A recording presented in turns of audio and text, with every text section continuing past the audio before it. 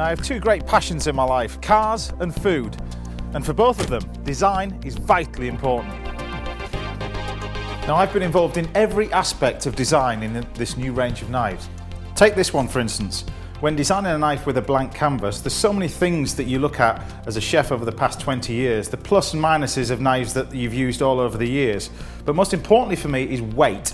It shouldn't be too light, otherwise you need more pressure when you cut things. It shouldn't be too heavy, otherwise it's just impractical for everybody to use. And also it needs to be balanced. There needs to be a really good link between the blade and the handle, so when you're cutting things, things don't counteract each other. It needs to be nice and balanced right the way through the knife.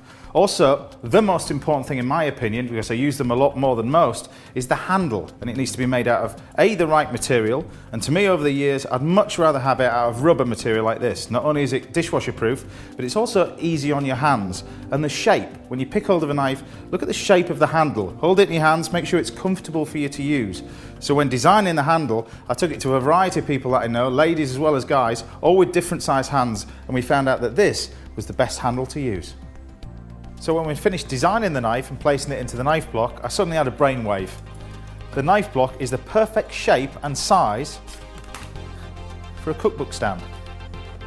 Place that on there, you've got a little piece of plastic to keep the text nice and clean, but remember, it only works with one of my cookbooks.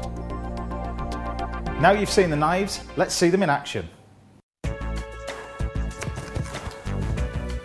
Now what you need for doing this chicken is a nice firm blade. This is what we call a boning knife, and the great idea about these having rubber handles, it doesn't slip in your hands when you're actually taking chicken apart like we are. Nice sharp blade. Enables you to not put any pressure on the product, which means that it's not going to slip. It cuts through nice and evenly with no effort whatsoever.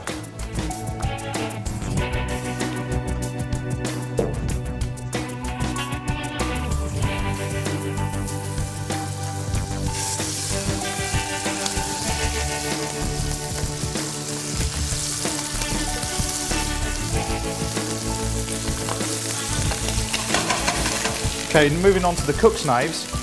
Now, really when it comes to chopping anything, the larger the knife is, the better. Because the idea is that it keeps away from your fingers. If you're using a smaller knife, you're more likely to cut yourself, cutting things up nice and fine with a smaller knife than you are with a larger one. It sounds weird, but if I take the shallot like this, and if I chop through with a small knife, it's very close to my fingers, this top of this blade. What I do is take the larger knife, cut right the way through. It's nice and easier. It's much easier to cook. The weight of the knife is doing the work for me. Now, one of the knives that I love in the collection is the Japanese knife, which is this one. It's like this familiar Japanese shape, but it's so much easier to use. And again, because it's nicely balanced, the weight of the knife is actually doing most amount of work for me. So I'm not having to force through, I'm not having to go backwards and forwards. It's literally the weight of the knife is cutting through the product. That's what we want. The more resistance we have, the more likely you're going to cut yourself. Often the common mistake is when you're chopping herbs, you use a small paring knife. And what happens is, you go backwards and forwards like this. You need is a larger cook's knife. Bigger blade, much thicker, so when you cut through, it's easier. The weight of the knife does the work. You're not having to force it through. You're literally just lifting the knife and dropping it through. But the advantage with a larger knife, particularly like this, a decent sized cook's knife, is you can then rock the knife backwards and forwards and get it nice and fine.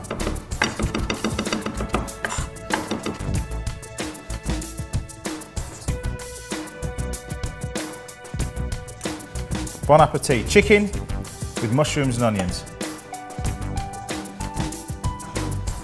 Now when you're carving meats, the common mistake, particularly when you're carving chicken, lamb and beef, is to reach for this knife, the serrated edge, the bread knife. That is just basically for bread. What we need is one of these, a nice carving knife. Long and thin, and then just gradually take thin slices straight through the lamb.